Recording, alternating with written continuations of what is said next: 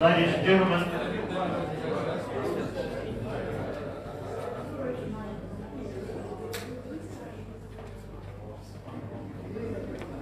it's my absolute pleasure today to interview Jimmy Hydes. He started playing golf when he was 7 years old. He won his first national tournament when he was just 14. He won the Champion of Champions for North Harbour 2016, 2017, 2018 and 2019.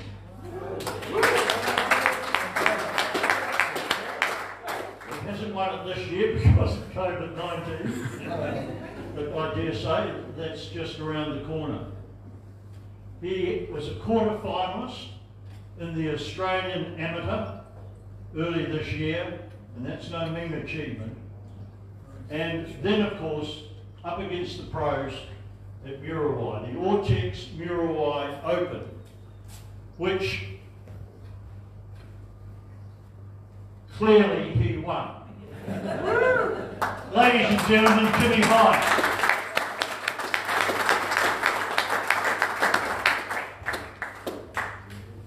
Jimmy, let's start with the Muriwai Open. Why do you think you won it?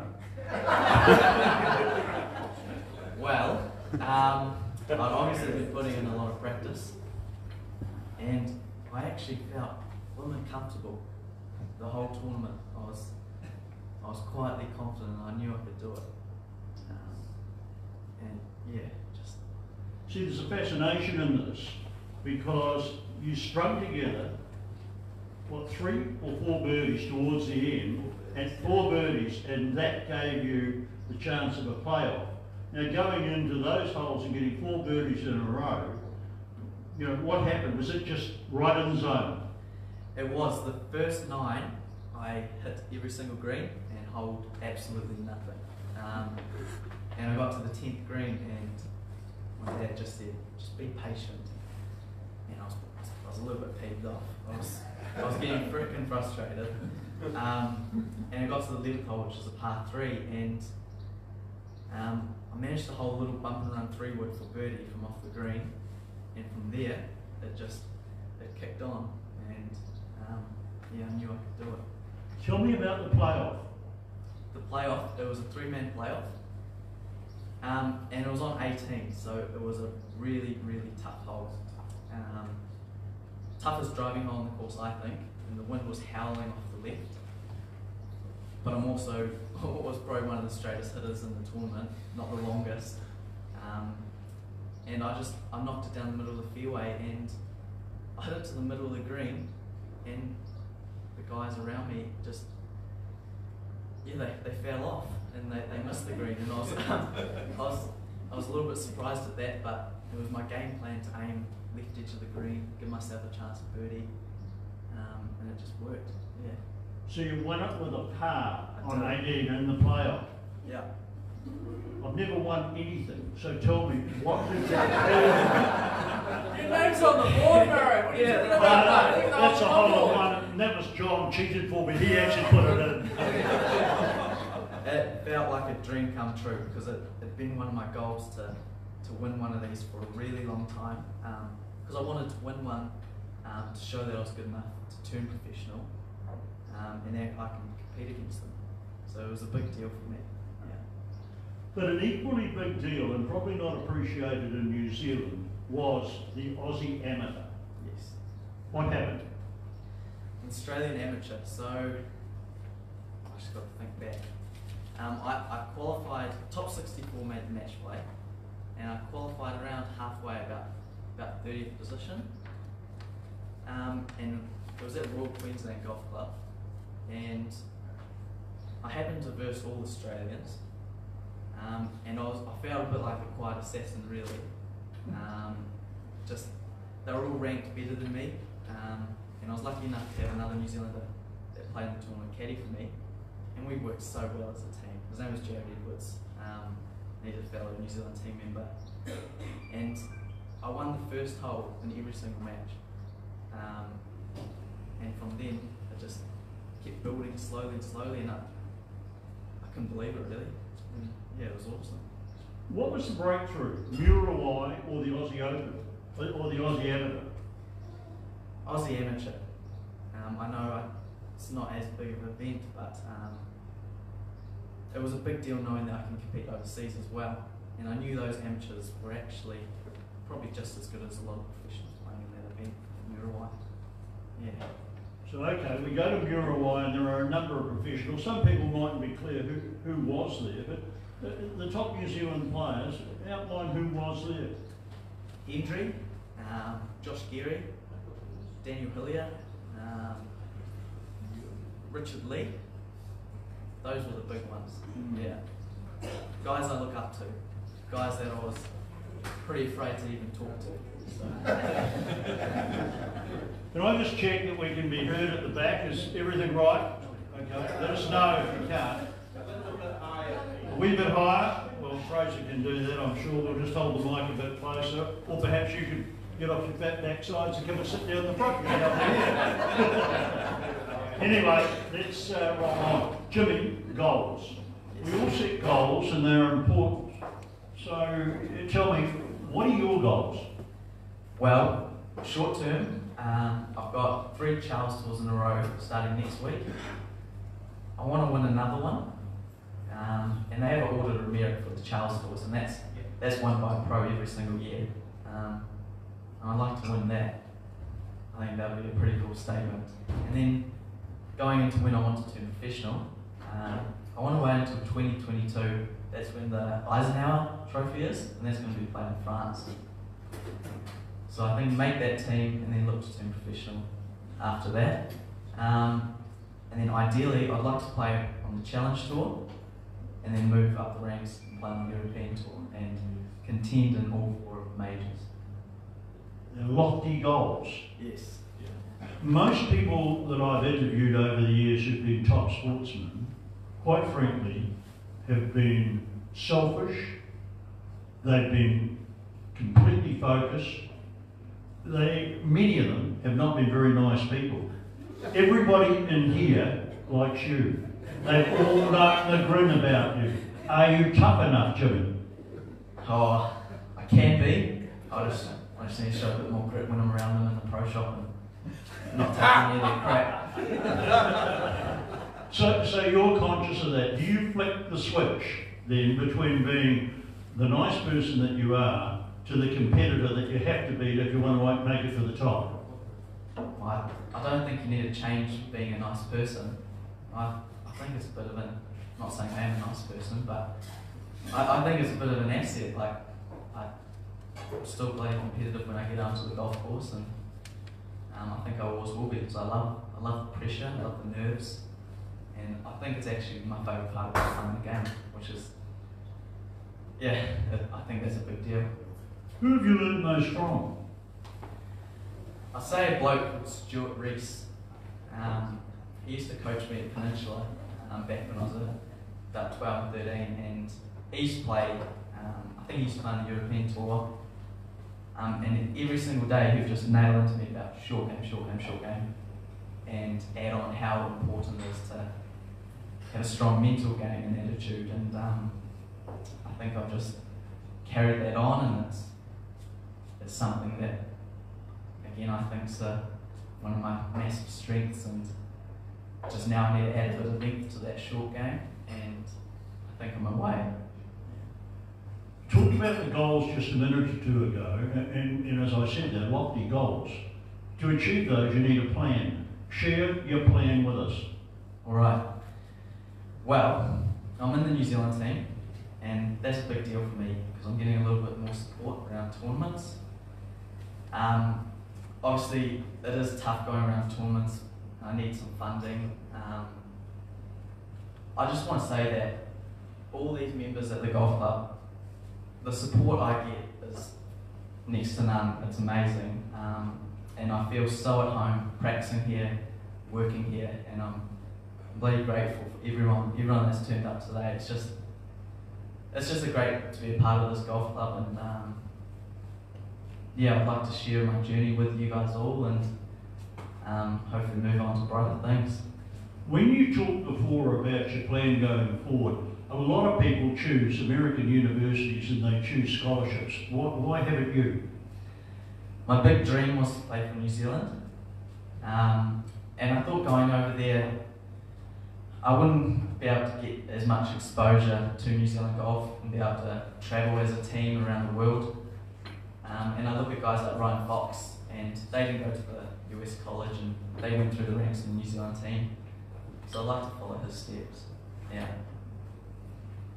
I was downstairs having coffee shortly after you won this, and there were a number of the older fellas there with me, and you passed the comment that you'll always be a member of this club. This club, I've been here a while, it's gone through real highs and very deep lows, but it plays a big part in your heart. Why is that? From Fraser's team to all the members, like I said before, just I feel so at home practicing, working in the shop, and facilities are perfect. Like, you can't get any better in New Zealand, I don't think. And it's just so refreshing after tournaments. I can come back, do a couple of days of work, get asked about how I play. It's just a great feeling to be able to show everyone what I'm doing and having ears listen to me.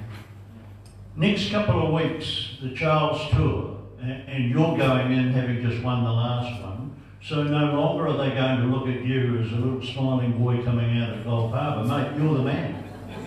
How do you handle that? Oh, because I've never really been in that position, it's going to be different.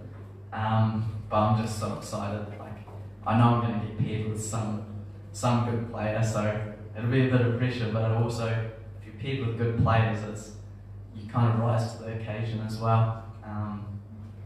And I'm sure there'll be bigger tournaments in the future that I'm going to have to play and feel just as much pressure. So it's all good stepping stones.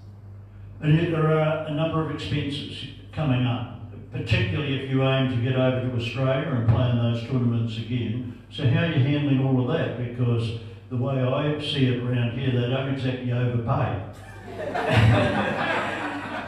Yeah. I would have loved to slip that winner's check into my pocket, but I'm sure that will come. At the moment, I'm using that part-time work to save up some money. It's not quite enough, so I've got a van and I travel around New Zealand in, and often stay in it. So it is a little bit difficult, but I enjoy it. Yeah. What's the situation with amateur status?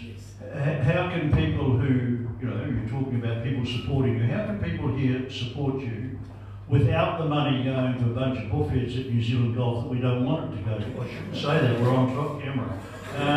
But I've seen things disappear in a bureaucracy over the years, and I would hate to think that would ever happen if people wanted to get in behind you.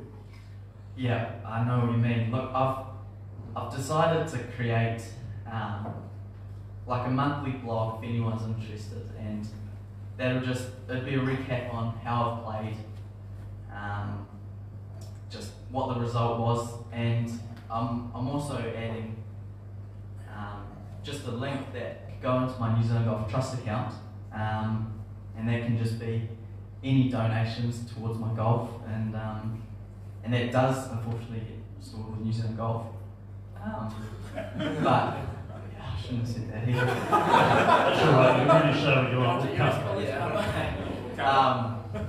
Yeah, but that, I know it is kept pretty safe, and I can use that money for anything, any golfing expenses I'd like. So they can be flights, accommodation, tournament fees. Yeah. I only came into golf very late in life. There's something that I find I struggle with. There are so many people playing in this country. The courses are so good. And yet I look at the number of New Zealanders who've made it, and quite frankly, compared with other sports, very few. Certainly more than tennis though. But why do you think that is? Do you think we train hard enough? I don't think we train hard enough. I often think to myself, there are thousands of people out there doing exactly what I'm trying to do, and probably working their asses off. And I think because we're such a small country down the bottom of the world, no one really realises that. And I think that's why we see so little people make it onto major tours around the world. But that's something I'd like to improve. I'd like to get young golfers like realising they're good enough, but also getting them training a bit harder, realising it's freaking tough to make it. I know it's going to be tough, but that's just when the hard work comes in. How hard do you work? Pretty hard. Yeah. How many hours a week? I'll be training every day a week. I'll get to the course around 10 o'clock and try and finish off when it's dark. I have a coach I see every Thursday at North Shore Golf Club. Spend the whole day with him.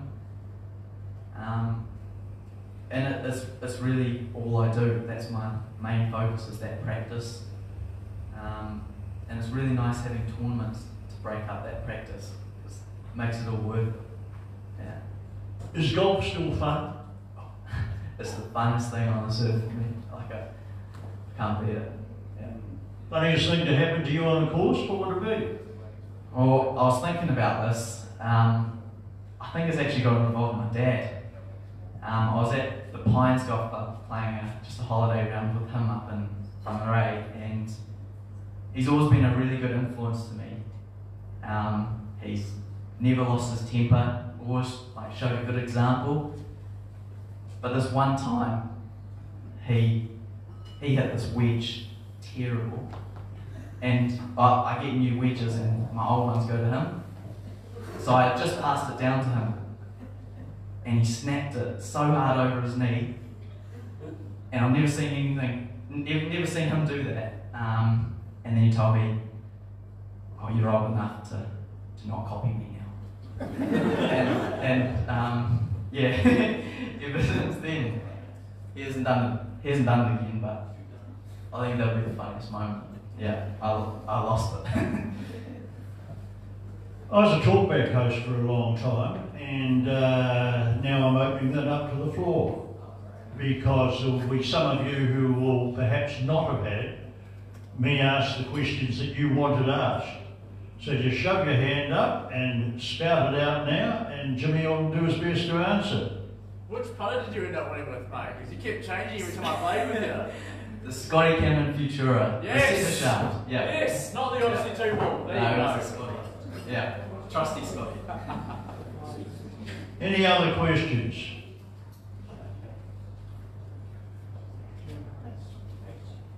Pete? You were saying you felt that being straight off the tee was one of the strongest parts of your game. When we look at your game over the next 12 months, how do you see perhaps your weakest part improving? What would that be that you want to make the biggest improvement of? So the question for those of you at the back who may not have heard Peter is, one of his strengths is being so straight off the tee. What are the weaknesses, and what's he got to work on? So just recently I've gained a strength and conditioning coach that I go to see a couple of times a month, and he sets me programs in the gym, and I believe that's what I need: getting stronger, core, and just overall physically, and just becoming a bit more of a bigger human with a bit more mass. And yeah, so that's my main goal actually. That's a real big one. I'm almost putting that in the forefront of my mind. I'm gonna really try and hit it longer, but as well keep my strengths being straight off the tee. Yeah. Well, mate, you know Bryson DeChambeau, that's for sure. You haven't piled the beef on, and after your experience last night of eating Chinese takeaways and not good neck, you're really going to have to do something about it. Is there a nutritionist here who could help him out with that? No. So let's look ahead to the next couple of weeks. Anyone else with a question before we? Yep. Yes, I just wanted to ask about your blog. My blog. The blog. Yeah, could maybe Fraser send something out to members to Of Yes. course. let us know about following you. I've got a sign-up sheet here too. Oh, cool. I'll whip it around. Hey Jimmy, Yes. You got a girlfriend yet? Yeah, he does. I had one about 2 weeks before Muriwai. Yeah. I didn't have one the week before Muriwai. And yeah, it had to have something to do with that. Did you have one last week and now you don't have one because you're playing next week? Well, of course, Rory got rid of his and won about 3 matches in a row. Sir, Where's our next Charles tournament? It's down in Christchurch and it's being played at Pegasus. Next week. Yeah, I leave on Monday. so since there are people that are interested in where you're going for assistance, how do they help? For assistance, once again there's that clipboard, and attached to that blog that I'll be doing, I'll have a way that you can put money towards my golf. And if you're interested, just jot your name down and email, and I'll send you emails just about how my progress is going, and if you'd like to donate. So the clipboard is just over there, and that's where you put your name down. Jimmy, this club is proud of you. You epitomise the very best in the game. No question about that. I'm not saying that you need to be nasty to win. Wasn't the emphasis. It would be lovely if you could keep on smiling and winning. But if you can't do that, stop smiling and just continue to win, because we need a local boy to come through in a big way. And that's the key to the whole thing, really, that nobody ever remembers who's second, ever. But they always remember who comes through. And this cutout, whoever did it, congratulations, because it's something that this club can celebrate. Sure, we've had a wonderful celebration with Lydia over the years, but we haven't had a homegrown product, as far as I'm aware, come through with the prospect of going to the top. Mate, we're hoping that you're it. Ladies and gentlemen, Jimmy Hydes.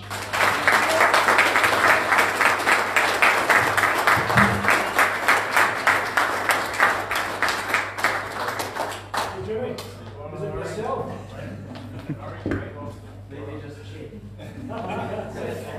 Put your name down on the sheet. Jimmy.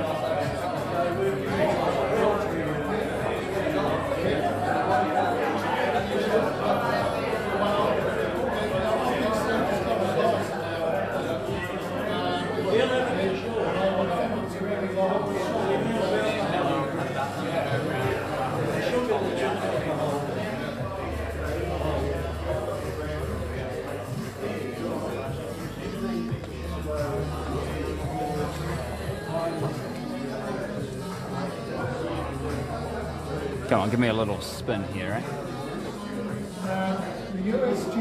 Wow. It's a cool cake.